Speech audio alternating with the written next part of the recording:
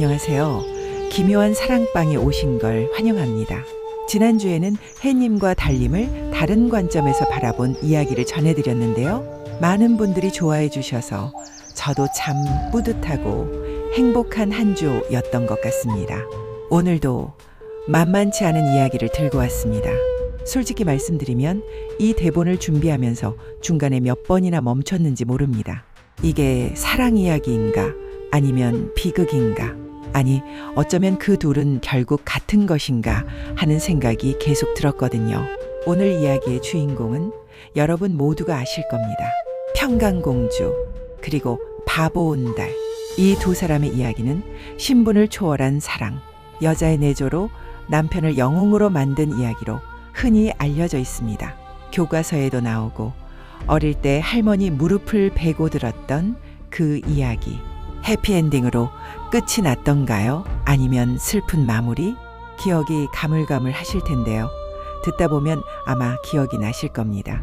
기억 속 이야기가 아닌 오늘 기묘한 사랑방에서는 이런 상상을 한번 해보려고 합니다. 만약 바보 온달과 평강공주 뒤에 우리가 미처 몰랐던 이야기가 있다면 어떨까요? 평강이 그토록 사랑했던 온달을 위해 차마 말로 다 할 수 없는 선택을 해야 했던 순간이 있었다면요? 물론 이것은 역사적 사실이 아닙니다. 기묘한 사랑방이 평강과 온달의 이야기에서 출발해 상상의 날개를 펼쳐본 이야기입니다. 하지만 들으시다 보면 어쩌면 그랬을 수도 있겠다 싶은 순간이 오실지도 모릅니다. 자, 이제 1400년 전 고구려로 함께 가보겠습니다. 온달이 살던 집은 평양성 끝자락 성벽에 등을 기댄 낡은 동네에 있었습니다. 흙벽에 억새를 얹은 초가집, 봄에는 진흙이 발목까지 차오르고 겨울에는 바람이 벽 틈 사이로 칼처럼 스며드는 그런 곳이었습니다.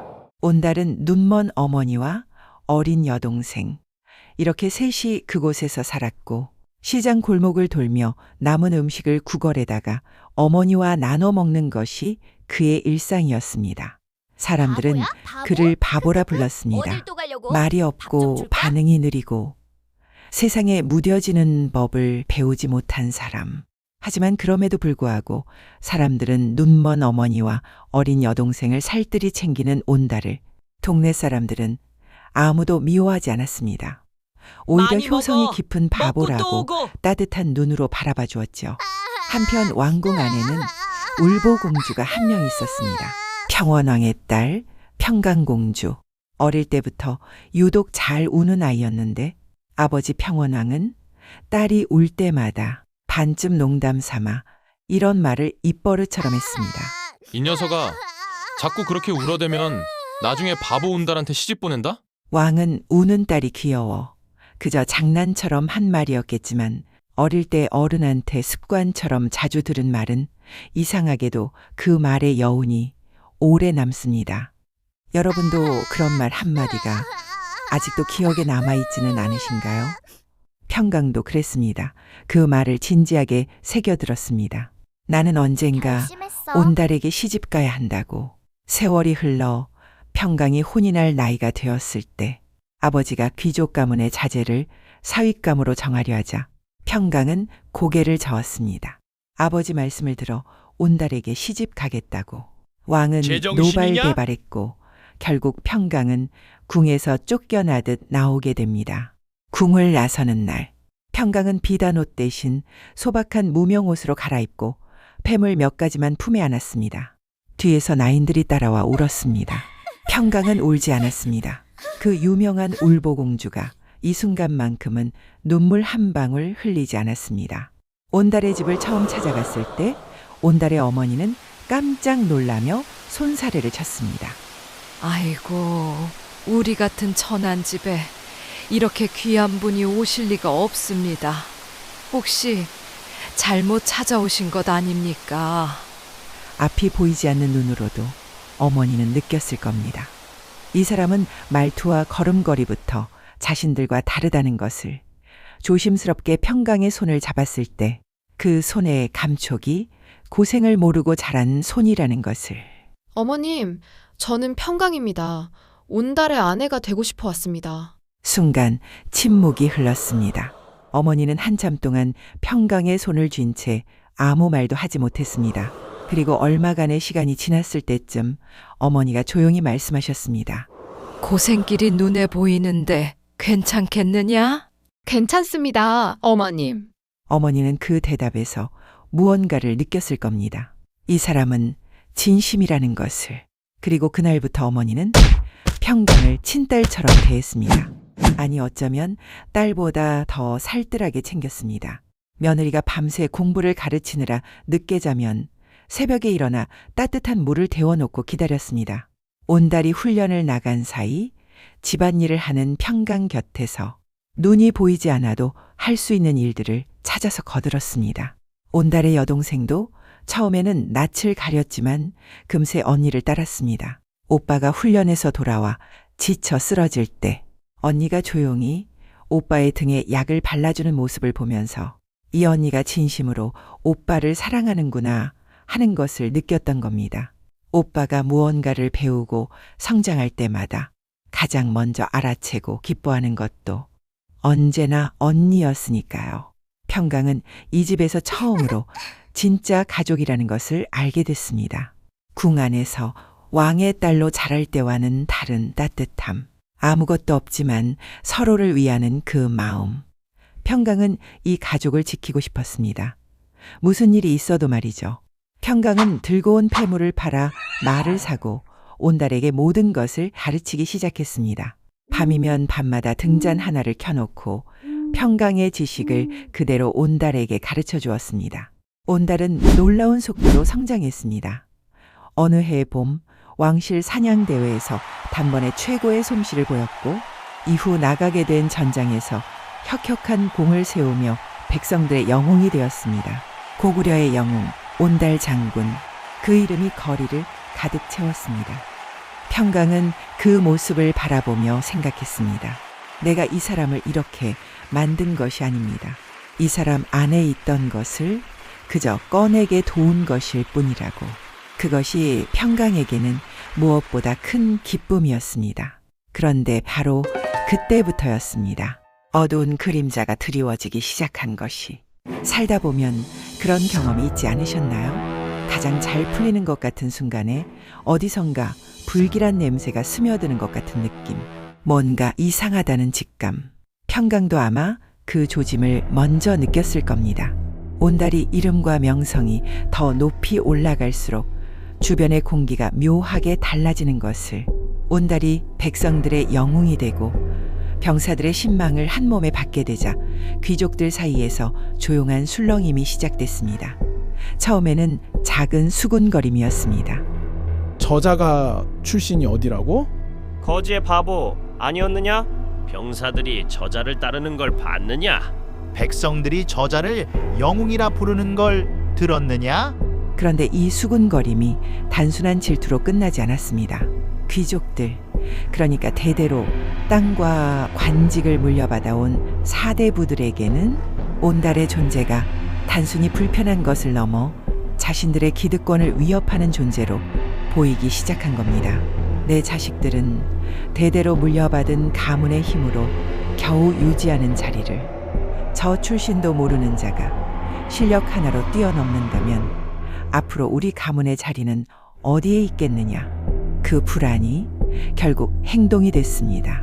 사대부들은 왕세자를 찾아가기 시작했습니다. 처음에는 넌지시, 나중에는 노골적으로. 저하, 온달을 그냥 두시면 안 됩니다. 병사들의 마음이 저자에게 쏠려 있습니다. 또한 백성들이 그 자를 흠모하니까요. 지금은 장수이지만 민심이 저자에게 쏠리면 저하의 자리도 위태로워질 수가 있습니다. 그러니 지금 손을 쓰지 않으시면 나중에는 손을 쓸 수 없는 상황까지도 올 수 있습니다요. 왕세자 고원은 원래 조심스러운 사람이었습니다. 하지만 사대부들의 이런 말이 한 번, 두 번, 세 번 쌓이다 보니 마음이 흔들리기 시작했습니다. 온달이 실제로 반란을 꿈꾸는지 그렇지 않은지는 중요하지 않았습니다. 권력이라는 것은 실제 위협보다 상상 속의 위협에 더 민감하게 반응합니다. 그리고 왕세자의 눈에는 온달이 점점 위험한 존재로 보이기 시작했습니다. 왕세자는 계산을 했습니다. 온달을 직접 처단하면 백성들이 들고 일어날 수 있다. 영웅을 죽였다는 소문이 나면 왕실 체면에 흠이 간다. 그렇다면 방법은 하나다. 온달 주변의 사람을 이용하는 것. 그 방법으로 왕세자가 처음 택한 것은 평강이었습니다. 왕세자가 평강을 처음 불러들인 것은 어느 가을날 오후였습니다. 궁 안의 작은 전각, 사람의 눈을 피한 조용한 자리. 문 밖에는 왕세자의 측근들이 늘어서 있었고 안에는 왕세자와 평강, 단둘만이 마주 앉았습니다. 왕세자는 처음에 부드러운 목소리로 시작했습니다. 평강, 오랜만이구나. 온달의 이름이 요즘 여기저기서 널리 불리고 있던데 그 모든 게 너의 공의로다. 과찬이십니다. 그이가 스스로 노력해서 이루어낸 것입니다. 그렇구나. 그러고 보면 온달은 참 대단한 사람이야. 그렇지? 그런데 말이야. 왕세자는 찻잔을 천천히 내려놓으며 목소리를 낮췄습니다. 온달이 너무 커진 것이 아닌가 하는 생각이 들어서 말이야. 병사들이 그를 따르고 백성들이 그를 흠모하고 그런 사람은 나라의 기둥이 될 수도 있지만 반대로 나라를 흔드는 칼이 될 수도 있거든. 왕실에서도 걱정하는 사람들이 생기고 있어. 평강은 고개를 들었습니다. 오라버니, 온달은 반란을 꿈꾸는 자가 아닙니다. 그는 그저 나라를 위해 싸우는 장수일 뿐입니다. 왕세자가 가만히 평강을 바라봤습니다. 그리고 조용하고 단호하게 말했습니다. 평강, 앞으로 온달이 더 이상 두각을 나타내지 않도록 잘 단속해라. 그것이 온달을 위한 것이기도 하고 온달의 가족을 위한 것이기도 해. 그것은 협박이었습니다. 부드러운 말로 포장했지만 그 안에 칼날이 들어있다는 것을 평강은 알아챘습니다. 집으로 돌아오는 길, 평강은 발걸음이 무거웠습니다. 하지만 크게 걱정하지는 않았습니다. 오라버니가 생각하는 게 평강과 온달의 의도는 아니었으니 걱정은 내려놔도 될 거라 생각했습니다. 두 번째 소환이 왔을 때 왕세자의 목소리는 처음 만났을 때보다 날카로워져 있었습니다. 내 말을 무시한 것이냐? 온달이 아직도 병사들과 어울리고 훈련을 주도하고 있다고 들었다. 평강아, 나는 진지하게 말하고 있는 것이야. 오라버니, 온달은 장수입니다. 훈련은 장수의 본분이고요. 그것을 막으라 하시면 온달은 장수이기를 포기해야 합니다. 그러면 포기하게 해. 평강은 그 자리에서 아무 말도 하지 못했습니다. 집으로 돌아와 밤새 생각했습니다. 하지만 결론을 내리지 못했습니다. 온달에게 이 사실을 알려야 하는가. 하지만 온달이 알게 된다면 분명 칼을 빼들고 오라버니에게 달려갈 것이고 그러면 더 빠르게 모든 것이 끝날 것입니다. 평강은 오라버니의 소원이 있어도 가지 않고 미루고 미루며 버텼습니다. 그러다 결국 오라버니가 참지 못하고 장수 하나를 불러 데리러 왔습니다. 이번에는 달랐습니다. 전각 안에 왕세자만이 아니라 그의 측근 사대부 몇 명이 함께 앉아 있었습니다.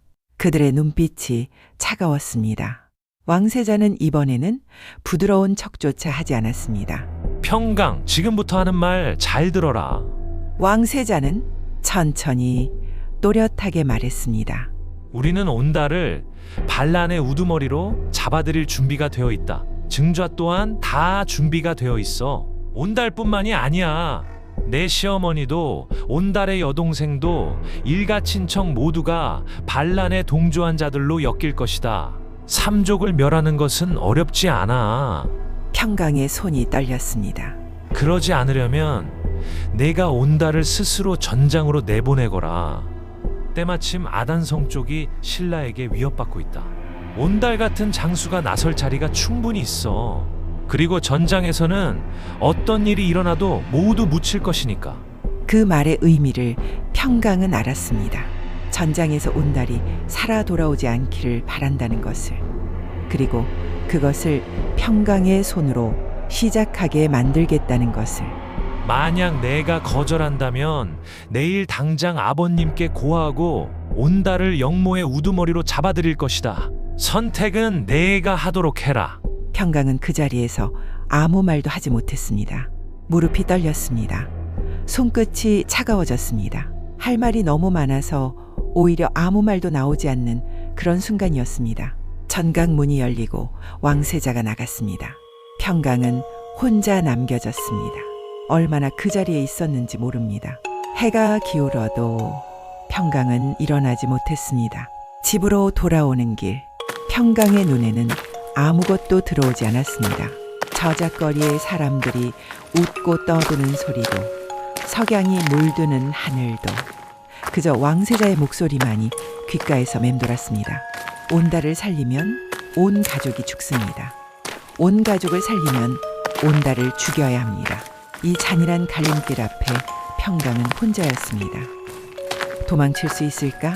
하지만 눈먼 시어머니를 모시고 긴 도망길을 버텨낼 수 없습니다.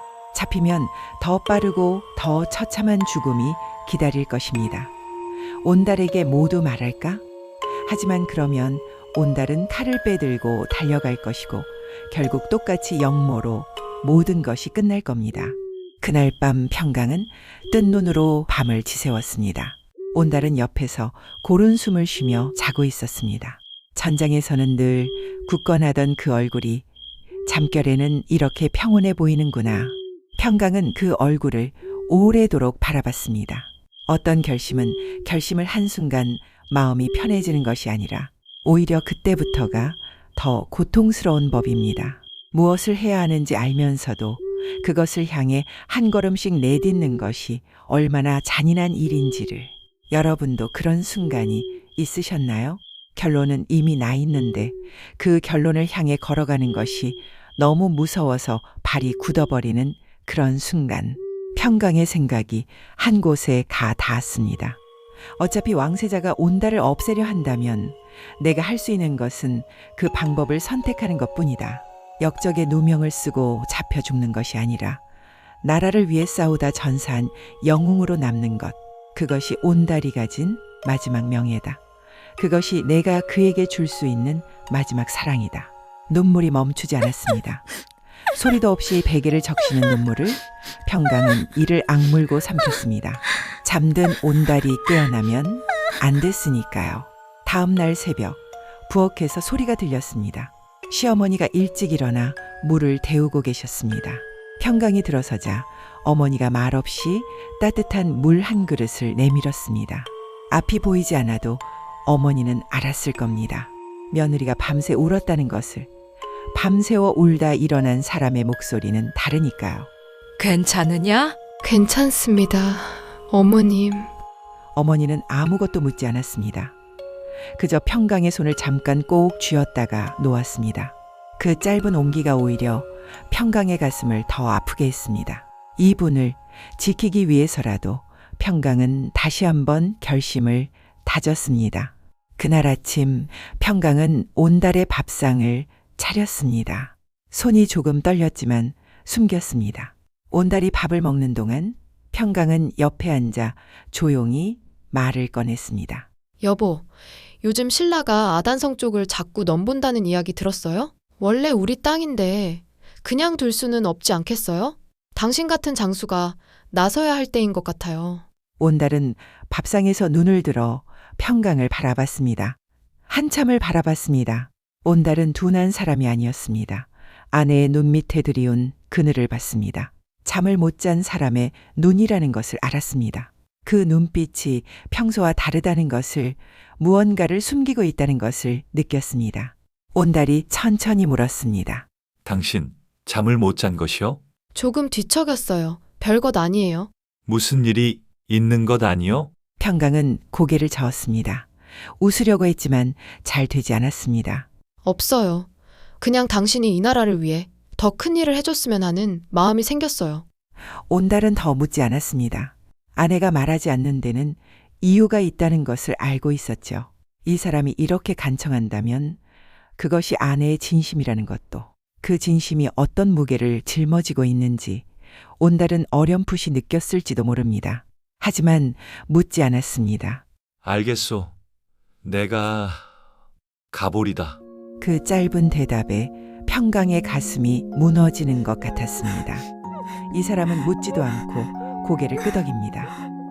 나를 이렇게 믿는 사람에게 나는 지금 무엇을 하고 있는 것인가? 출정하는 날 아침이 왔습니다. 온달이 갑옷을 입고 나올 때 시어머니가 마당 한가운데 서 있었습니다. 아들의 갑옷자락을 손으로 더듬어 찾아 꼭 쥐었습니다. 아들아, 몸 조심해라. 예, 어머니. 밥은 꼭 챙겨 먹고. 걱정 마세요, 어머니.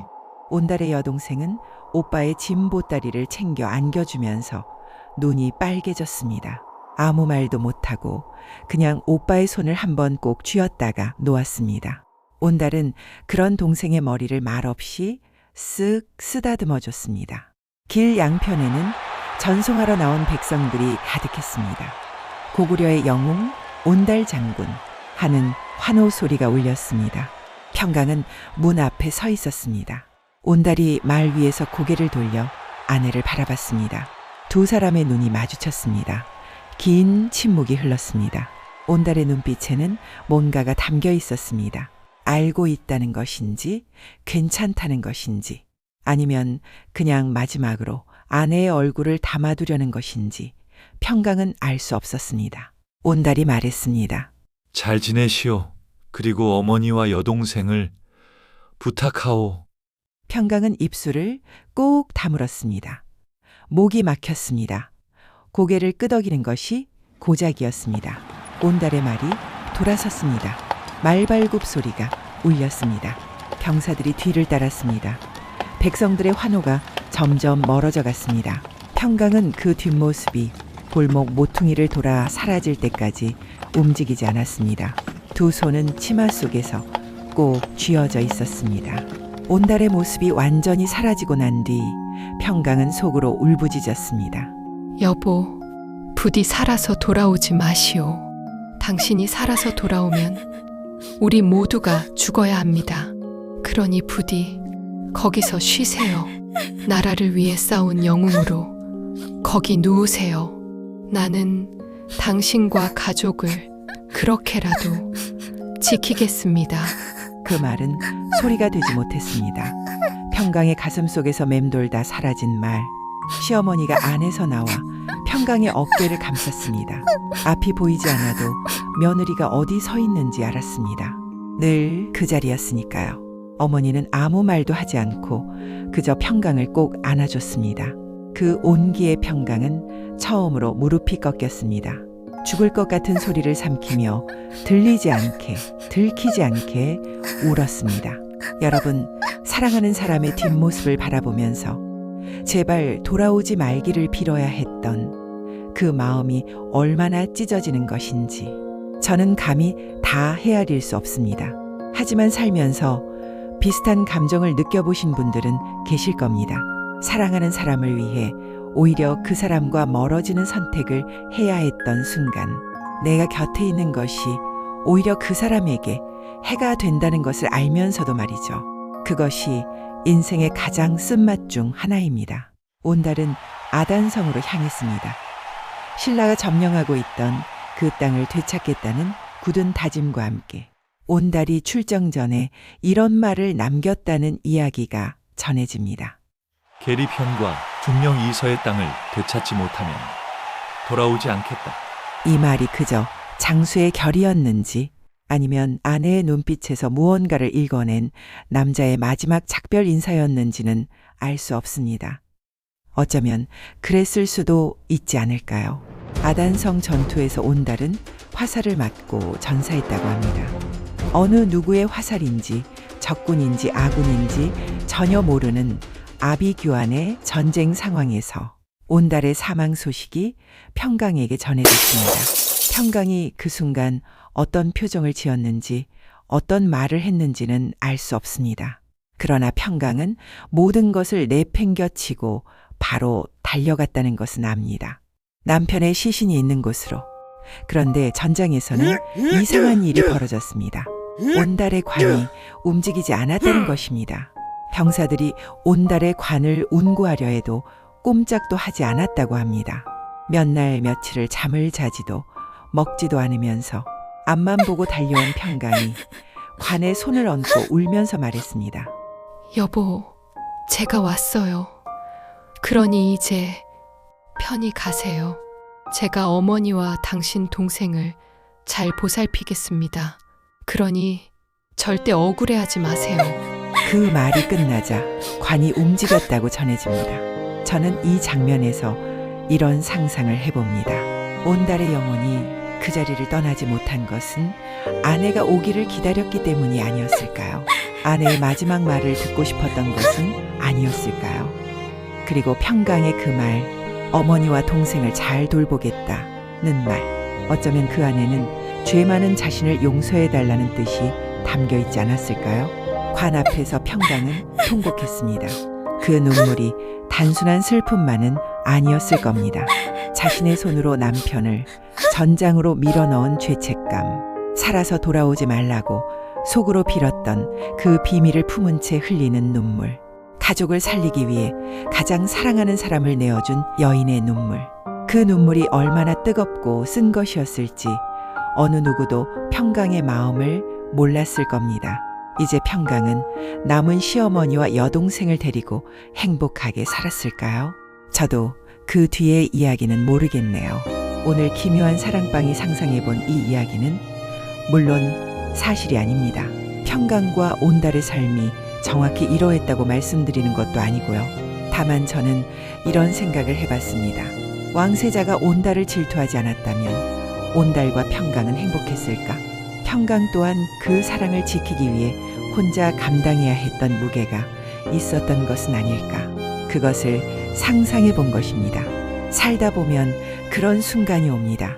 내가 원하는 것과 내가 해야 하는 것이 충돌하는 순간, 사랑하는 사람을 위해 오히려 그 사람을 놓아줘야 하는 순간, 혼자 감당해야 하는 것을 가슴에 품고 아무렇지도 않은 척 밥상을 차려야 하는 순간, 그 무게를 짊어지고도 살아내는 것, 다음 날 아침 눈을 뜨고 또 하루를 버텨내는 것, 저는 그것 또한 영웅이라고 생각합니다. 칼을 들고 싸운 사람만 영웅이 아니라 가슴에 칼을 꽂고도 살아낸 영웅. 오늘 기묘한 사랑방의 이야기는 여기서 마치겠습니다. 오늘의 이야기가 좋았다면 구독과 좋아요로 여러분의 마음을 표현해 주세요. 다음 주 목요일 오후 9시에 또다시 색다른 이야기로 찾아뵙겠습니다.